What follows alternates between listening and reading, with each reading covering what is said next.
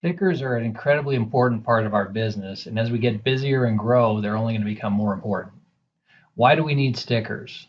Well, we use them to avoid lost orders, inaccurate deliveries, they increase efficiency, they reduce claims for lost equipment, eliminate missed transfers and expenses for dedicated runs, increase customer satisfaction, and increased employee satisfaction with people spending less time searching and more time at home with their families.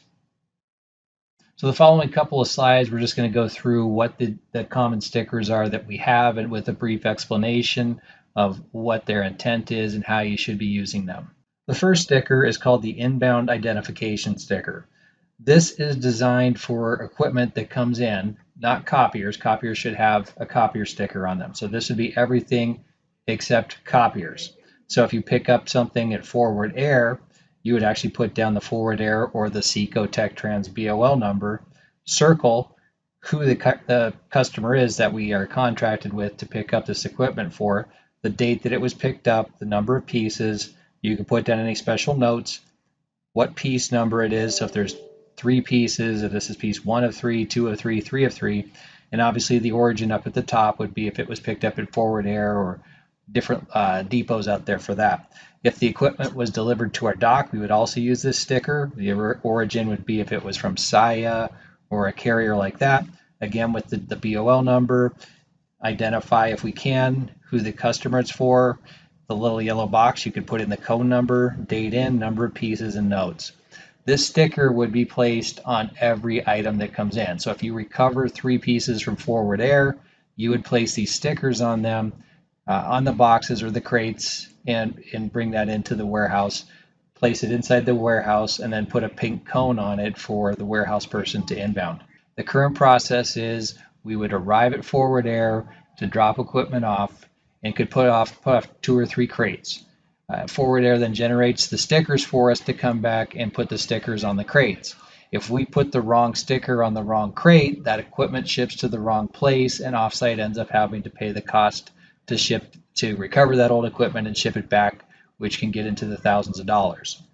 The design of this sticker is to have it completed before you go out on the job. So if you're picking up something and you're recovering it that's got to go to Forward Air and you're picking up a crate at a hospital, you would actually place this sticker with the Forward Air number on it and the deliver by piece count and everything and sticker it right then. If it comes back to the offsite warehouse, it would have the Forward Air sticker on it, and you would put that into the lane that's dedicated for the Forward Air deliveries.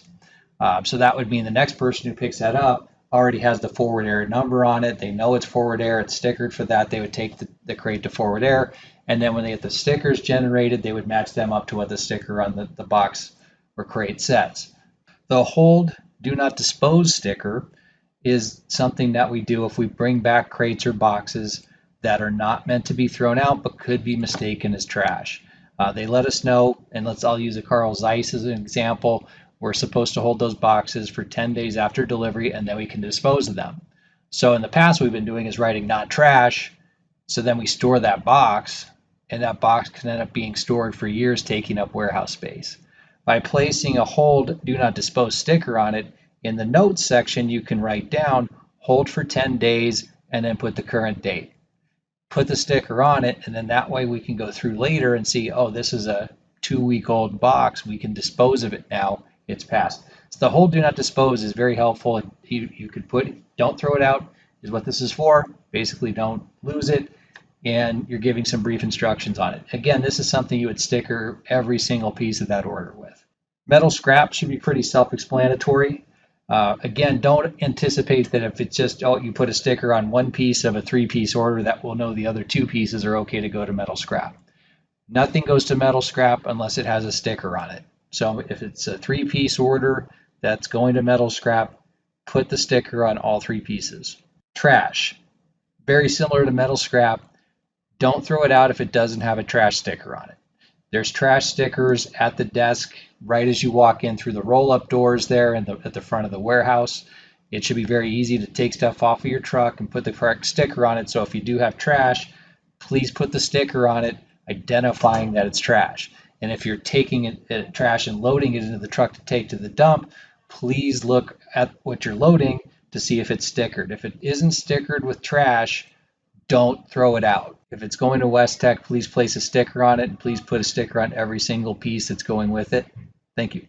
Storage asset.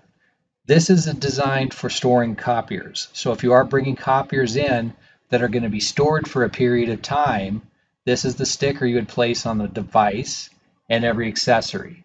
Now, when you're putting a storage asset in, obviously you're going to want to stretch wrap it, make sure the finisher is detached, put a piece of cardboard in to protect the screen, and then you'd place a storage asset sticker on it.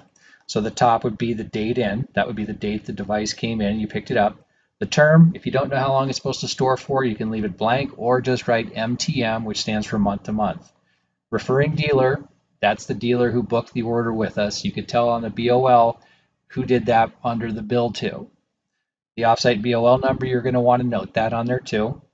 The origin name, that's where you pick the equipment up and if there's a customer reference to it. So if it was booked by ABC Office Equipment, but it was for Smith Accounting, you'd want to put down, if you could find out, the name Smith Accounting. The reason we say that is sometimes ABC Office will say, here's the return authorization for Smith Accounting. Our team here will print up the paperwork for Smith Accounting and then say, hey, go out and get the Smith Accounting device and pull that out. So putting the origin name in does help make that easier for us to locate that device. Make, model, serial number, again, that's pretty self-explanatory. And then you've got the piece count. So if it's a copier and a finisher, you want to make sure it says piece 1 of 2, 2 of 2, and then you can check the box down there if it's a finisher, LCT, fire, or other accessories. And again, you can put additional notes in there as well. Now, when you place the sticker, place it on top of the stretch wrap. Please don't place it on the plastic of the machine. And then what I would suggest is once you do put the sticker on, is then put another layer of stretch wrap over the top of the sticker. What this does is it avoids the sticker from fading or any types of moisture, so it does make it more readable for long-term storage as well.